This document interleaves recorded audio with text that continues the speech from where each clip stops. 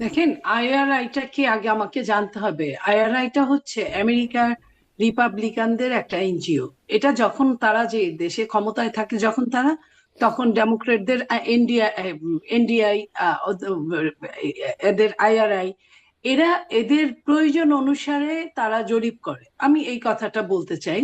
এই জরিপগুলো যে সম্পূর্ণ একদম টু দ্য পয়েন্ট জরিপ, আমি তা বলবো না। জরিপের এমনি অনেক রকম ডালপালা থাকে, আমি এটাকেও এরকমই মনে করি। তবে এইটা ঠিক, এই জরিপগুলোর সাথে ষড়যন্ত্র কিন্তু সমান তালে চলে।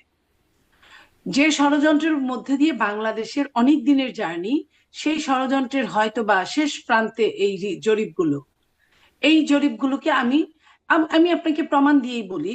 ধরেন যে বাংলাদেশে বিএনপি বস্তি নামক একটা বস্তি আছে, সেখানে হয়তো বিএনপির মানুষ বেশি থাকে বলেই বস্তিটার নাম বিএনপি বস্তি। এখন ওইখানে যদি আপনি 1,000 লোকের জরিপ করেন, জরিপ তো আর সমস্ত বাংলাদেশ করে না, 1,000, 2,000, 500, 200 এরকম জরিপ করে। ওই জায়গায় যদি আপনি 1,000 লোকের জরিপ করেন, ওইখানে কিন্তু বিএনপির পক্ষেই আসবে। ঠিক তেমনি জামাতের যে জায়গাগুলায়, যেমন ধরেন মসজিদের সামনে বা কোথাও তাদের অফিসের সামনে, মগবাজার, সেখানে যদি জরিপ করেন তাহলে তাদের পক্ষে যাবে। তো এই জন্য আমি এই জরিপগুলোর উপর আমি মনে করি যে তাদের পক্ষপাতিত্বের জরিপের উপর এগুলা চলমান। তো সেই জায়গায় আমি বলবো যে আহ কিন্তু তারা কেন তবে পক্ষপাতিত্বটা করবে? তারা কেন হ্যাঁ, পক্ষপাতিত্ব করবে? কেন পক্ষপাতিত্ব করবে তারা? শোনেন, পক্ষপাতিত্ব -2 ফর্মুলাটা চলমান এখনো। -2 ফর্মুলার, এটা বিএনপি একটা বড় দল, এখন পর্যন্ত -2 করতে পারেন নাই, আওয়ামী লীগ কেউ না। আওয়ামী লীগকে এই জিও পলিটিক্স একচেটিয়া 15.5 বছর ক্ষমতা দিয়েছে, তারপরেও আওয়ামী লীগের দলটাকে ওইভাবে ভ্যানিশ করতে পারে নাই। অনেক ক্ষতি হয়েছে আওয়ামী লীগের দলের ভেতরে, কিন্তু একদম ওইভাবে চলে গিয়েছে আমি বিশ্বাস করি না। আর বিএনপি কে যত নির্যাতন অত্যাচার করেছিল, পশ্চিমারা মনে করেছিল যে এতে বোধহয় দলটা ভেঙে খান খান হয়ে যাবে। বিএনপি থেকে অনেকবার দল ভেঙে লোক নেওয়া হয়েছে, তাতে কিন্তু ওই ব্যক্তি একজন মেন গিয়েছে, বিএনপির কোনো নেতাকর্মীরা যায় নাই। ঠিক এই জন্য তাদের পশ্চিমাদের তাহলে ধারায় পশ্চিমারা চায় বিএনপি আমি আর আমি আওয়ামী লীগকে পশ্চিমা ভাঙতে। পশ্চিমারা একাই চাই আমি তা বলছি না। দেশীয় ষড়যন্ত্র, আন্তর্জাতিক ষড়যন্ত্র সব মিলে আমি কথা বলছি। আর -2টা কিন্তু শুধু দেশীয় কোনো ষড়যন্ত্র না, এটা আন্তর্জাতিক ষড়যন্ত্র। সেই আন্তর্জাতিক ষড়যন্ত্র শুধু পশ্চিমারা আছে কে বলে? প্রতিবেশী রাষ্ট্রও আছে, আরো আরো রাষ্ট্র আছে। আপনার মনে করেন এশিয়ার, মধ্য এশিয়ার রাষ্ট্র আছে, আপনার মিডিল ইস্টের রাষ্ট্র আছে, নাই কারা? যারা, আমরা কি কখনো কল্পনা করেছি যে তুরস্ক আমাদের বিপক্ষে, আমাদের মানে বিএনপি না, বাংলাদেশের একটা পক্ষ নিয়ে তুরস্কের মতো একটা রাষ্ট্র কাজ করতে পারে?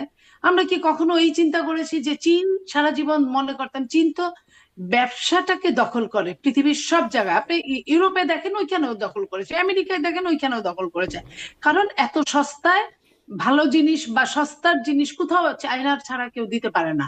তো সেই চায়না পর্যন্ত বাংলাদেশের রাজনীতিতে ইনভলভ। তো সেইখানে ও যে চায়না ইনভলভ, আপনার প্রতিবেশী রাষ্ট্র ভারত ইনভলভ, আপনার তুরস্ক ইনভলভ, মিডিল ইস্ট ইনভলভ। আপনি দেখেন এখন যত রকমের মিটিং হয়, সব মিটিং গুলো কিন্তু দোহায় হয়, কাতারে হয়। এটা কিন্তু আমরা আগে দেখিনি, আমাদের আরো 10 বছর আগে, 5 বছর আগে আমরা কিন্তু এটা দেখিনি। এই দেখেছি সৌদি আরব হচ্ছে, গাজা ফিলিস্তিন নিয়ে যে মিটিং গুলো হয় সৌদি আরব হয় এখন পর্যন্ত। তো বাংলাদেশ নিয়ে যে এই যে মিটিং গুলো হচ্ছে, কিংবা বার্মা নিয়ে মিটিং হচ্ছে, কিংবা আপনার পাশের দেশ ইন্ডিয়া নিয়ে মিটিং হচ্ছে, সেগুলো কিন্তু এখন স্থান বদলিয়েছে, কিন্তু মানুষ কিন্তু একই আছে। তো আর বিশ্বের মুরব্বীরা তো এইসব করেই তাদের কিন্তু চলে। কিন্তু এতগুলো পাশাপাশি দেশ, যুক্তরাষ্ট্র থেকে শুরু করে পশ্চিমা থেকে শুরু করে এতগুলো দেশ কেন আসলে বাংলাদেশের প্রধান দুই দল বা এটাই আমি প্রধান দুই বলতে দলের চাচ্ছিলাম, নেতাদেরকে ম্যানেজ করতে বাংলাদেশে, চায়? বাংলাদেশ হচ্ছে গরিবের সুন্দরী কন্যা। বাংলাদেশের হলো ভৌগোলিক অবস্থানটা এমন একটা অবস্থান। আমি আপনাকে বলি যে যখন আপনার পশ্চিমারা, যে আপনার পাকিস্তানে বন্ধুত্ব করলো, পাকিস্তানে বসে বসে বসে বসে আফগানিস্তান ধ্বংস করলো, ইরাকের সমস্যা করলো, তার পাকিস্তানের বর্ডার এরিয়া গুলা, তারপরে কি করলো, পাকিস্তানকে খেয়ে দে কটকটি বানায় বের হলো। ঠিক তেমনি ইরাকের একটা সময় সাদ্দামের সঙ্গে খুব ভালো সম্পর্ক ছিল, সাদ্দামকে দিয়ে এটা সেটা অন্যান্য আপনার মিডিল ইস্টে সমস্যা সৃষ্টি করলো, করে সাদ্দামকে কুইট করে বের হলো। একই অবস্থা লিবিয়ায় গাদ্দাফিকেও আমরা তাই দেখলাম।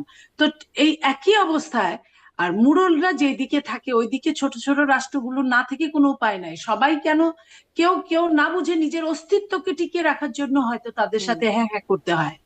অনেক সময় এই যে যেমন ধরেন ভুটানের ভুটানের রাষ্ট্রপ্রধান হঠাৎ করে বাংলাদেশে আসলো, তার তো এই সময় আসার কথা না। বাংলাদেশে তো কোনো আপনার নির্বাচিত সরকার নাই, তার আসার কথা নিশ্চয়ই কোনো সে আপনার কারো মেসেজ নিয়ে আসছে বা মেসেজ নিয়ে চলে গেছে, এরকম হতেই পারে। তো এই জায়গাগুলো আমরা অন্যান্য জায়গায় পড়া এইসব পড়ে টরে আমরা এইটুকু আন্দাজ করতে পারি। আমি কনফার্ম কিছু বললাম তা না, হুম হুম। আমি তার আন্দাজ মানে কি করলাম যেদিক থেকে। আপনার আন্দাজ এরকম যে বাংলাদেশকে এখন সেই কটকটি বানানোর প্রক্রিয়া চলছে? অবশ্যই আপনি জি। মনে করেন যেদিন বার্মা অ্যাক্ট হয়েছে ওই দিনই বুঝতে হবে হুম যে বাংলাদেশকে ভীষণভাবে দরকার।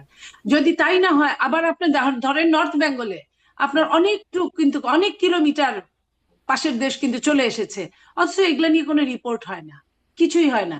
তা আমাদের তো এমনি 56,800 বর্গ মাইল একটা জায়গা, হুম। সেটাও অনেক দখল হয়ে গেছে। 56,000 আছে কিনা সন্দেহ আছে। তার মধ্যে থেকে যদি আপনার 100 কিলো, 70 কিলো, 60 কিলো যদি বর্গ কিলো মাইল দখল দখল হয়ে যায়, তাহলে তো এটা এটা মরার উপর খাড়ার খাছাড়া আর জি, কিছুই না। নিরুপা চৌধুরী মনি, তাহলে অনেক এখন ধন্যবাদ কি আপনাকে। হচ্ছে, আমি এটা আমাদের হ্যাঁ, একটা ব্যাপার। অনেক ধন্যবাদ।